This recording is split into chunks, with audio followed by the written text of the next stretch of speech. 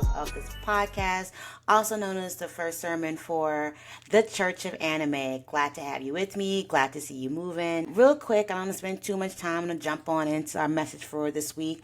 But for those who are just finding me or just hearing about it, this kind of started some ideas. I think one time talking with some friends, we were just chatting, and I was kind of mentioning how like I find such inspiration in anime. I was at a church, I was working in churches at the time, and like how sometimes I just wanted to preach a sermon off anime, and my friends looked at me and they laughed, and I started like spitballing some things. They're like, "Oh, that's dope."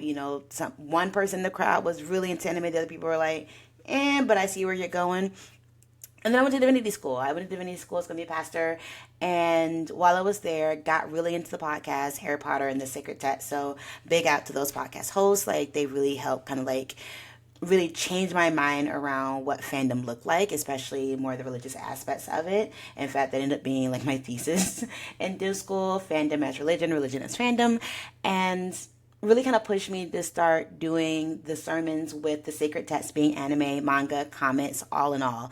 If you ever been to BlerdCon in DC, brains for the past 5 or 6 years, I've been doing the panel every Sunday morning, talking and having like a little mini church service without, hopefully, the religious trauma. As you know, I'm very non-denominational. I'm not non-religious in that aspect, very agnostic now, and trying not, I pull from Black Christian traditions because that's what I grew up in, that's what I know. I mean, I could do the hemming and the hawing, I could give you the homilies and everything of a Black pastor, but we're not going to do that. We keep it 100 here in the Church of Anime. So after years of me saying I was going to get this podcast off the ground, give y'all something weekly so it's not just once a year, I finally got shamed last BlerdCon into doing it, and you know what? I got the time, and y'all took the space, and the world is crazy, so we're gonna get into it. And of course, I got to start the first podcast with really one of my first messages. I think I created, delivered, really went through it.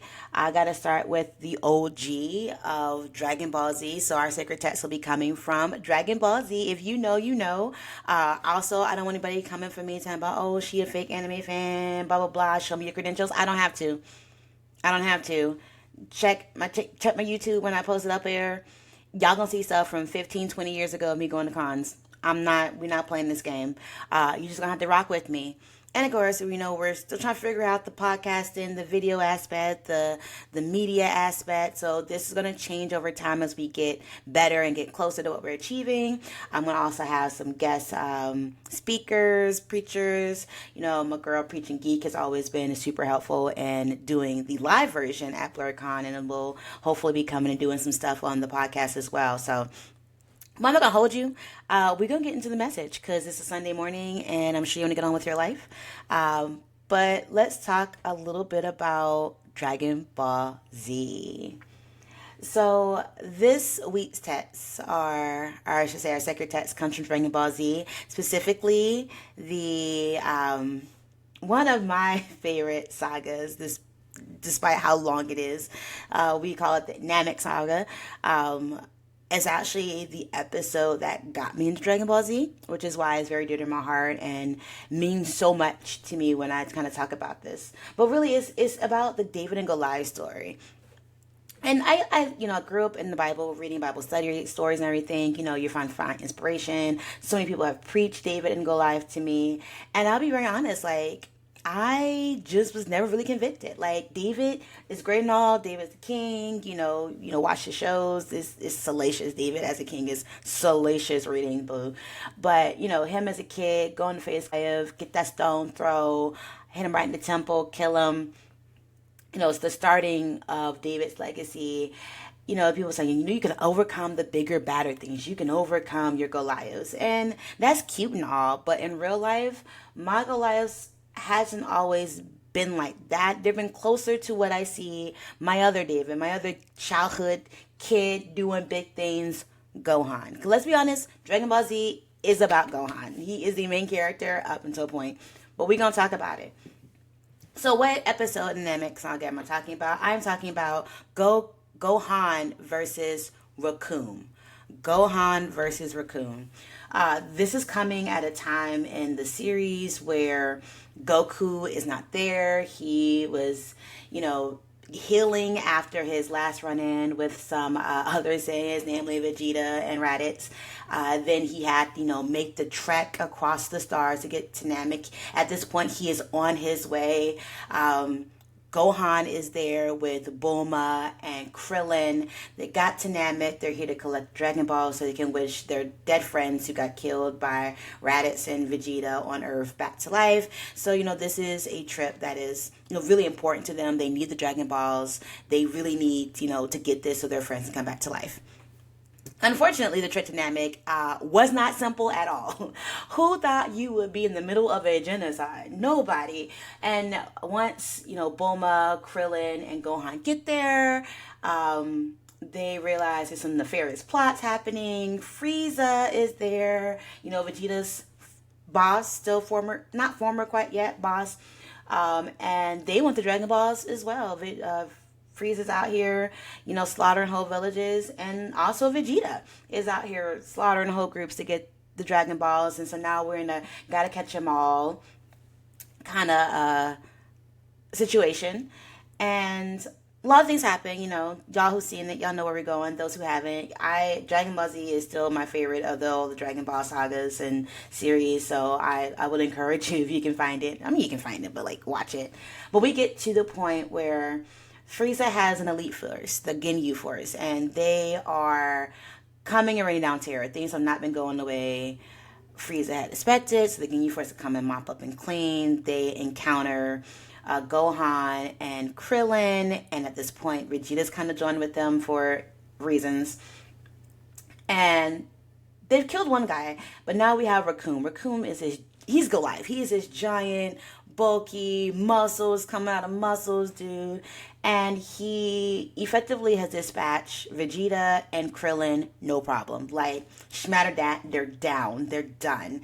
And now he's up against Gohan. Gohan at this point is I'm not sure, even 8 years old. It's the bow cut Gohan. It's his first chance to really be a hero on a trip. His mom let him come. It is a big deal.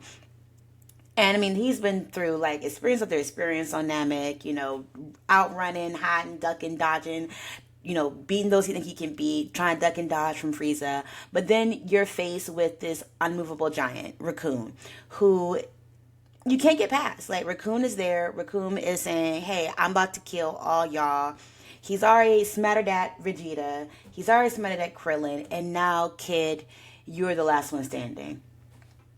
Now imagine middle school me watching this. I was not a Dragon Ball Z fan at the time, but it just happened to be part of the new episodes that came out. And I don't know these characters. I really don't. I know Goku because everybody's drawing Goku in middle school at this point. But I see this kid and I see Recoome, and Recoome has just beaten up everybody. And Gohan don't look good either. His outfit is torn. It's a mess. And every time he goes in, he squares up, he getting ready to box, and Recoome just smacks him down. And what really stood with me, even all these years, decades later, is every time Gohan gets back up. He kind of knows at this point he's probably not strong enough to beat Recoome, especially after Recoome just beat the homies. And we knew Vegeta was top tier. Vegeta was the scariest thing at that point that they had dealt with until they get into Namek. Krillin is yelling, stay down, Gohan, stay down. Gohan just doesn't. Gohan gets up every single time he gets smatted down. I mean, smacked down, pulverized, pounded. Gohan's doing his best. He's throwing every, key blast he got. Is not hurting Recoome. Maybe the outfit a little bit. But Recoome comes back with another hit, and Gohan, struggling, gets up every single time. Now, I'm watching this and I'm yelling, stay down, kid, too. I'm with Krillin at this point. Bro, you are getting hammered. Why do you keep getting up? How can you even still get up? And then Gohan delivers this cold lie. My dad stands up to bullies, and I'm not about to lay down for one. And I have to say, my heart, this is how Gohan became my favorite character on the show. 100% is that moment. But I really sat and thought about it. Like, do you know who I am? Like, do you know who my father is, my parents is? You understand how strong I am? Like, I know right now I'm getting whooped, but I'm not about to lay down and play dead. Like, I do not do that for bullies. I won't let you bully me. I know why you're here, and I'm going to keep standing. And I have to tell you, a lot of my Goliath fights have been against people who, by all intents and purposes, should have smacked me down, could have smacked me down. And I'm going to act like I didn't get. Like, I'm not going to act like life didn't, hand me some L's. But I think I'm most proud of being like Gohan and just saying, nah, but I'm not going to stay down. I'm going to give it my next blast. I'm going to try my next bit. And I think we have to really consider that when life is here, and it doesn't have to be like an actual physical creature. It doesn't have to be actual Goliath or a Recoome or a big bully, although I know bullying is still a thing, although it's more virtual than physical. But I mean, there's a lot of obstacles for our adults out there. A lot of us, we got bosses that are bullies who are constantly, undermining you, tearing you down. And, sometimes just like, I just want to keep my head down, act like I'm not here, make my paycheck go on. But you're still suffering. You're watching other people suffer under this bully. For some of us, it's just, neighbors or people, this government, where we're seeing bullies really take shape and feel like they can make our lives live in hell, and that they're stronger than us and there's nothing we can do about it. And they're wrong. Like, there is nothing we can do about it. And maybe we're not coming through with the slingshot and the smooth stone, but I do like it like with Gohan, where I'm gonna come through and I'm gonna give my 1-2 punch. You can get me down, but I'm not staying there. I'm not playing dead. There's so much going on in this world that, like, we can't afford to play dead. We can't afford to stay down and let them kill our friends and family, deport our neighbors, do all these things that they're saying they're gonna do. There's a part that even when you're not the strongest in the room, you still have to get up and say, do you know who I am? Do you know where I hail from? Do you know my ancestors? Like, they ain't sit down on this, and I'm not going to sit down on this either.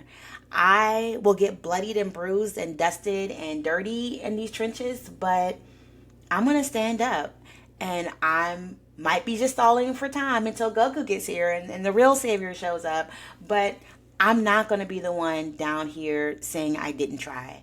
Are cowarding. Because I think that's another big piece about Gohan, is that I love his growth from the kid that was too scared to fight to seeing this impassable mountain and not giving up. Like, going back and like rewatching older Dragon Ball and Dragon Ball Z up until the point, because like I said, I got started midway through the whole show and had to go back and rewatch, and seeing Gohan from this terrified kid always getting kidnapped to thinking he's ready to fight, and then Piccolo having to sacrifice because Kid couldn't get away with a blast, to this moment right there. That is my David and Goliath. That is what it means to struggle and get up every single time. Now, does the fight end well for Gohan? That depends on who you ask. Goku makes it in time. Spoiler alert. Although this is like a 20-year spoiler, so don't come at me. But I think it's not important that Goku shows up and shows and tells his son that he's proud of him, and hands Recoome, deals with him a second. Like, Goku deals with Recoome in a hot beat. It's nice to see. It's nice to see. But I think it's really important that in those moments where you're keeping up hope that something different's going to happen, that a savior is coming, that your dad is coming, whoever, your community is coming to round up and support you, and all you gotta do is hold out to them, is super important. And I hope that you look at little Gohan up against this giant, evil henchman of an oppressive government empire and realize you can't stay down. You can't keep lying down. Every time they hit us, we got to get back up and be like, no, I won't let this bully get away with this. Even when so-called allies tell us to stand down, we got to say, no, I won't let this bully keep us down. really think there is something to be said about battle that is not a physical battle. I love shonen, and shonen's a lot of physical punches and we throwing this thing out. But they're always battling more than just, hitting and being hit. And I think that is one fight that really changed my perspective on shonen. So, be like Gohan. I mean, you could be like David. You want the easy win, but I don't know for y'all. Life has never come with easy wins for me. I've struggled for everything I got, and I still struggle, and it's okay because I'm gonna stay up. I'm gonna get up. I may kiss the ground, get stomped. Maybe my neck be broken, but I'm gonna get up. And Senju beans come quite handy. Y'all are my Senju bean. Y'all revive me and get me ready to go. So this community is great. I hope that you enjoy it. And I hope you think through, like, what does it mean to be someone who gets up? And if you're thinking you're fighting a monster or a big giant, maybe it's not a Goliath, maybe it's a Recoome. And that's okay. It could be a Recoome. We're here for it. We're here for watching them dudes get busted. All the Ginyu Force. As I mentioned, this was a Dragon Ball Z based sacred text. If you don't watch shonen, or you don't love long shows, because Dragon Ball has gone on for as long as my life. I'm not going to say how old I am. I just think you can still see some key elements. It's still worth it. It's still good. It's still great to see some of these really good things. I will not always be doing shonen. I won't always be doing old anime either. Oh my gosh, Dragon Ball Z being old. I have a wide range of shows that I love, a wide range of things we're going to talk about. I don't know if you guys see my back wall. I got the classics, got my bleaches, got my One Piece, but I also like the new stuff. And not just anime. We're gonna rock with some YouTube videos. We're gonna rock with some anime and some American animation.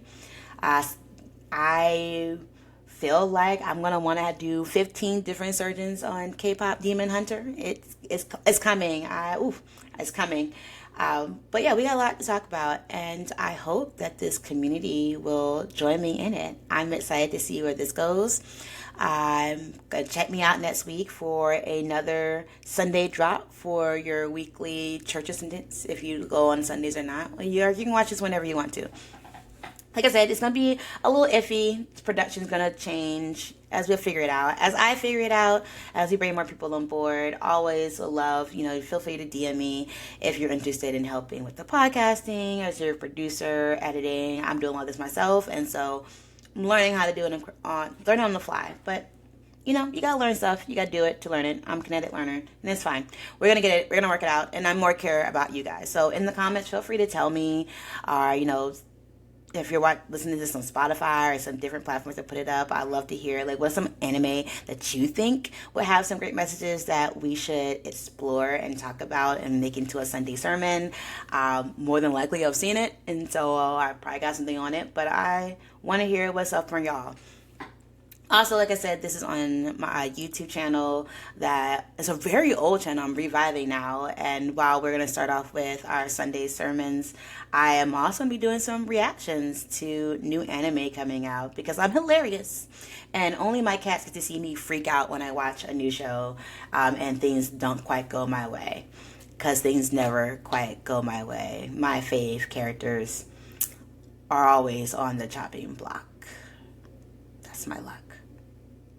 But it's fine. It makes for fun viewing. But yeah, this channel is going to grow. And if you've seen the first one, thank you for being here. And I will see you next Sunday. Support the ministry. Tell people about us. And have a great week. The Blerd Church of Anime podcast is produced by Blackstar, a.k.a. Lauren Tillman, written by Lauren Tillman, and hosted by Lauren Tillman. Music created by EL47.